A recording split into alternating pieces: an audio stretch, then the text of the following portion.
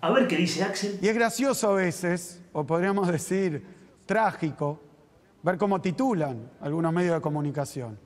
Cuando la economía cae en un país extranjero, es culpa de la pandemia. Cuando hay problemas económicos en la Argentina, es culpa de la cuarentena. Se nota mucho qué es lo que están apuntando y atacar. Por suerte no son tantos, son pocos, pero Clarín. lamentablemente no se pueden aceptar ni esas mentiras ni esas manipulaciones. Acá los encontré. 1 de julio de 2019, es decir, al inicio de este mes. Informe de inmobiliarias. Clarín. Cuarentena. El 22% de los locales comerciales cerró y rescindió su contrato de alquiler. Vamos a otra. 3 de julio, es decir, 2 días después. Relevamiento oficial. Por la cuarentena, Clarín. El mercado prevé que la economía se desplomará 12% este año y que la inflación llegará al 40,7%. Vamos a otra.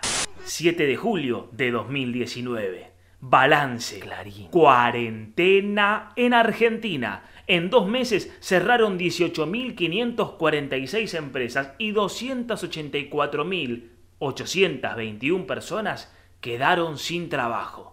Vamos a otra.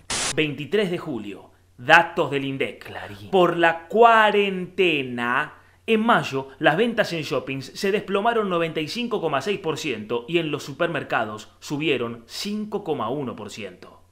Ahora vayamos a la pandemia. Clarín. 29 de julio. Avanza la pandemia.